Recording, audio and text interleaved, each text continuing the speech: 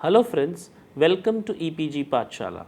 I am Dr. Ajay Solkhe, presently working as Assistant Professor, University School of Management, Kurukshetra University, Kurukshetra, Haryana.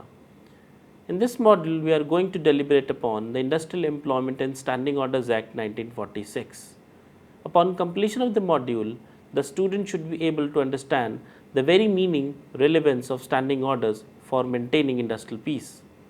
Procedure of submission of draft standing order by the employers, prerequisites of certification of standing orders, procedure for certification of standing orders, what are the rules regarding appeals against the certification, operation, registration and pasting and modification of the standing orders, what are the powers of certifying officers, and lastly, the various offences and penalties as stipulated in the Act. Interpretation and enforcement of standing orders, delegation of power and power to make rules. Very first of all, what exactly is the object behind passing of this Act? To define with sufficient precision the principal conditions of employment in industrial establishment under them, and to make the said conditions known to workmen employed by them. To regulate standards of conduct of the employers and employees so that labor management relations could be improved.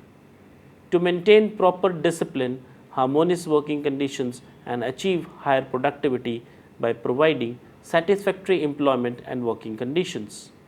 And to provide for redressal of grievances arising out of unemployment or relating to unfair treatment of wrongful exaction on the part of the employers against the employees.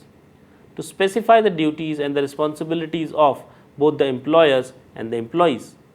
To provide statutory sanctity and importance to the standing. Standing orders cover all matters specified in the schedule of the Act. These are approved by the proper authority and published in such a way that all the workers can be familiar with them. All the principal terms and conditions of employment except matters pertaining to wages and other forms of remuneration are settled clearly under the standing orders. Most of the mutual rights and duties of workers and management are clearly defined. The procedures to be followed whenever there is any dispute or disagreement over these mutual rights and duties are also specified. The procedure which the management is to follow in disciplining the worker and the procedure which the worker has to follow when he has a grievance are both given in clear language. Coverage of the Act. This is a central act and as such extends to the whole of India. It applies to every industrial establishment wherein 100 or more workmen are employed, wherein 100 or more persons were employed on any day of the preceding 12 months, and the establishment of a contractor who employs workmen in order to fulfill a contract with the owner of an industrial establishment. The appropriate government may extend the Act to any class or classes of industrial establishment as it deem fit, even to those establishments where labor employed is less than 100 by giving at least 2 months notice of its intention of doing so by notification in official gazette as per section 13. Under section 14, the appropriate government can also exempt conditionally or unconditionally any industrial establishment from all or any of the provisions of this Act. Regarding the main provisions of the Act, the main provisions of the Act are concentrated submission of draft standing order by the employers, prerequisites of the certification of standing orders, procedure for certification of standing orders, appeal against certification, operations of standing orders, registration of standing orders, pasting of certified standing order, modification of standing orders, powers of certifying officers, offences and penalties, interpretation and enforcement of standing orders, delegation of powers and power to make rules. Very first of all, we will start with submission of draft standing orders by the employers under section 3. The Industrial Employment Standing Orders Act require every employer of an industrial establishment to submit draft standing orders, that is, the rules relating to the matter set out in the Schedule 5 which it proposes to adopt for the workmen that are to be employed in its industrial establishment. The draft standing orders shall be accompanied by a statement giving prescribed particulars of the workmen employed, that is, the total number, the various designations of the workmen, the total number employed in each designation, including the name of the trade union to which they belong. The draft standing order is required to be submitted within 6 months of the commencement of business to the certifying officer. Failure to do so is punishable and is further and a conditioning offence. The draft standing orders must spell out the details of the workers employed in the undertaking and also the name of the trade union, if any, to which they belong. In case if any employer is having two industrial establishments of similar nature, it can submit a joint draft standing order. Generally, the draft standing orders contain the following matters as stipulated in section 2G and 3.2. Classification of employees, whether permanent, probationer, temporary, apprentice, casual or badli, workman's ticket and registers, manner of notification to employees of periods and hours of work, holidays, pay days and wage rates, shift working, attendance and late coming, conditions of procedure in applying for leave and authority which may grant leave and holidays, requirement to enter into premises by certain gates and liability to search, closing and reopening of sections of industrial establishment and temporary stoppages of work and rights and liabilities of employees arising thereof, closing and reopening of the entire industrial establishment departments thereof and the rights and liabilities of the employer and the workmen arising therefrom, termination of employment and notice to be given by the employer to the employee, suspension or dismissal for misconduct and acts or omission which constitute misconduct, means of redress for employees against unfair treatment or wrongful exaction on the part of the employer or his agent, any other matter which may be prescribed. Prerequisites for certification of standing orders as stipulated in section 4. Section 4 spells out that standing orders shall be certified under the Act if provision is made therein for every matter set out in the schedule which is applicable to the industrial establishment. Secondly, they are in conformity with the provisions of the Act, and lastly, they are fair and reasonable. The certifying officer or the appellate authority shall have the power to adjudicate on the issue of fairness or reasonableness of standing orders. While doing, the certifying officer is required to weigh the claims in the social interest of the employers and the demand of employees. What are the matters that need to be set out in the schedule? What are the matters that are not covered by the schedule? And the conformity with the model standing orders and the fairness of the standing orders. The matters to be set out in the schedule. The draft standing order, in order to be valid, should contain every matter specified in the Act along with the additional matter prescribed by the government applicable to the industrial commercial establishment. Matters not covered by the schedule. As noted earlier, the schedule contains clauses 1 to 10 which cover the matter to be incorporated in the draft, whereas clause 11 deals with any other matter which can be included if the items set out in the clause 11 are not exhaustive and do not contain items on various issues. In this context, one often confronts the question whether it is desirable for the employer to include any matter in the draft not specified in the Act. Conformity with the model standing orders. The draft standing order submitted by the employer for certification must be in conformity with the model standing orders as specified under section 15 2b as far as it is practicable. However, the conformity cannot be equated with identity. In other words, it can be said that the draft standing orders need not have identical wordings as found in the Standing Orders Act. What it means is that its subject matter must conform to the model provided by the government. The terms as far as it is practicable also endorses this view.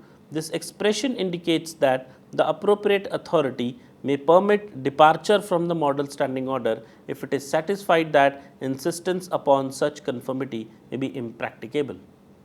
Fairness of the standing orders. Until 1956, the certifying officer had no power to go into the question of the reasonability of draft standing orders submitted to him by the employer. His sole business was to see that whether the draft standing order is in conformity with the provisions of the Standing Order Act or not. Under section 5, the procedure for certification of standing order has been stipulated. On receipt of the draft standing order, the certifying officer shall send a copy of the same to the workman concerned if there is no union of the establishment, or to the trade union if there is one such union, with a notice inviting objections, if any, within 15 days of the receipt of the same. After giving both parties a reasonable opportunity of being heard, the certifying officer shall decide whether or not any modification in the draft is necessary and make an order in writing accordingly. In doing so, the certifying officer can adjudicate upon the fairness and reasonableness of the provisions made in the draft. The certifying officer shall then certify the standing orders with or without modifications. Within 7 days of the certification, he shall send authenticated copies of the standing orders to all the parties concerned. Appeal against certification.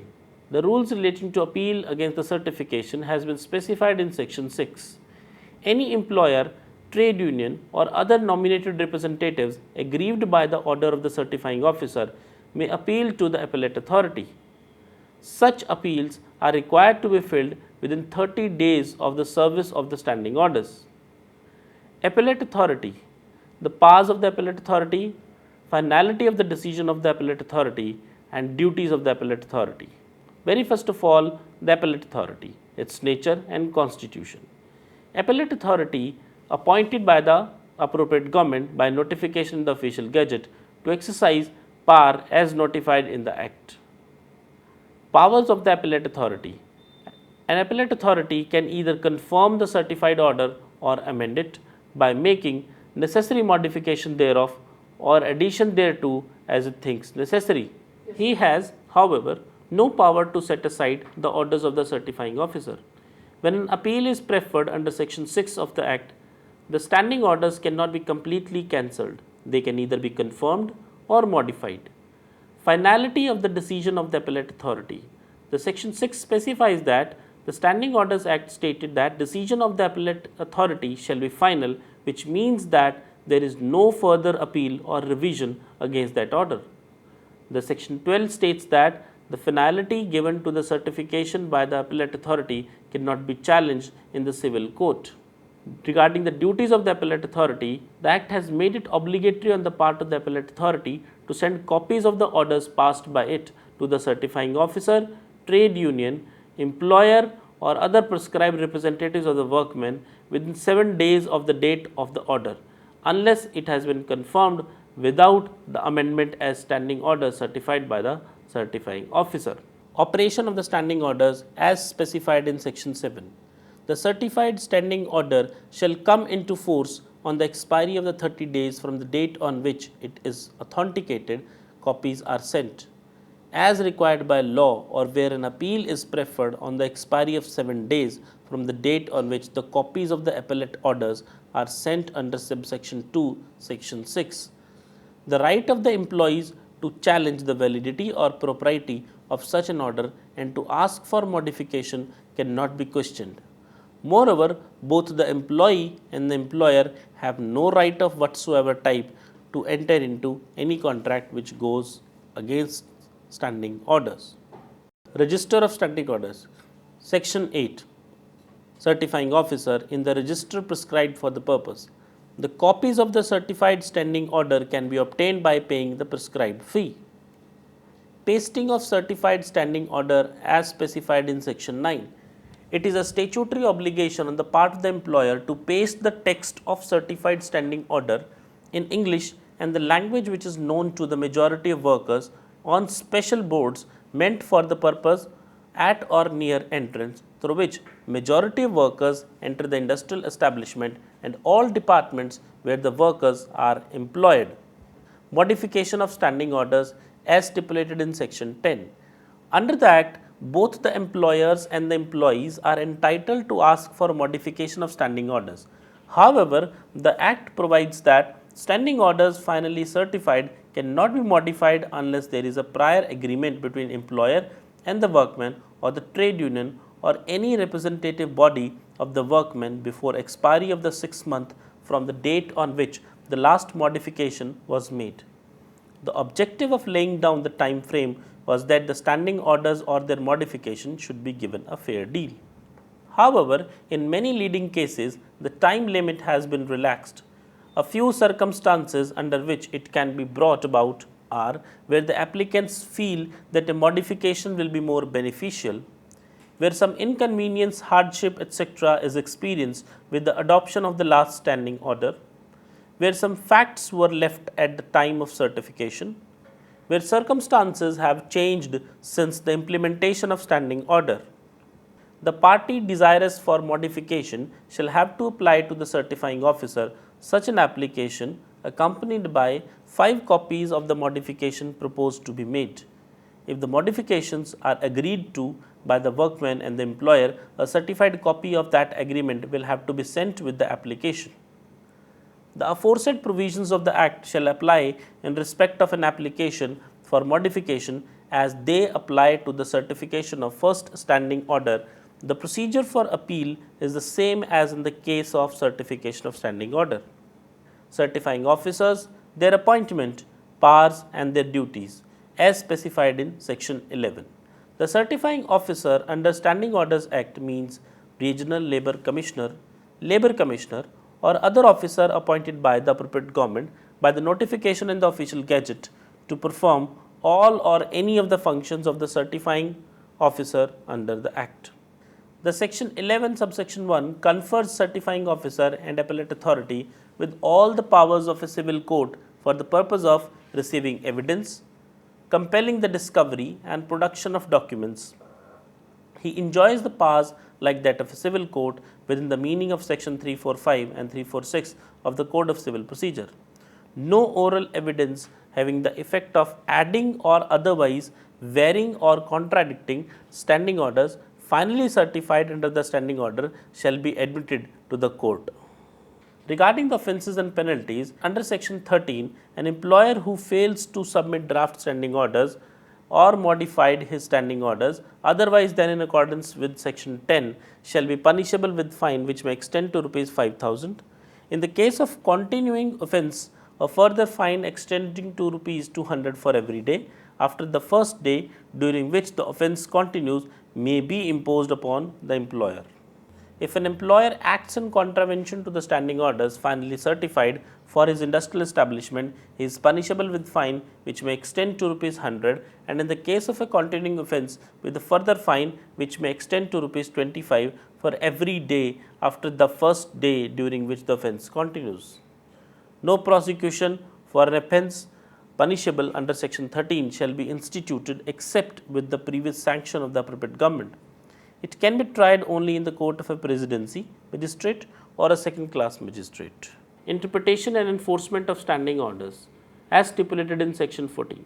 Section 13A of the Acts provide that if any dispute arises regarding application or interpretation of the certified standing orders, such matter shall be referred to a labour court by the employer or workmen or a trade union. The labour court constituted under the Industrial Dispute Act, after giving the parties an opportunity of being heard, decides the matter, and such decision shall be final and binding on all the parties concerned. However, the expression after giving the parties an opportunity of being heard has been differently interpreted. Machinery for implementation of the Act. The machinery for the implementation of the Act consists of the certifying officer and the appellate authority, that is an industrial court, the Deputy Labour Commissioner and the Regional Labour Commissioner stationed at Bombay, Calcutta, Dhanbad, Jabalpur, Kanpur and Madras exercise the power of the certifying officers in the central sphere situated within their jurisdiction. The Chief Labour Officer Central is the appellate authority in respect of the central sphere. The appellate authority in the state sphere is an industrial court wherever it exists, and in its absence any other authority may be appointed by the appropriate government. Friends, I hope you have understood the Industrial Employment and Standing Orders Act very well. You can also refer to other quadrants of this module for testing your knowledge and having some more input on theme of the module. Happy learning!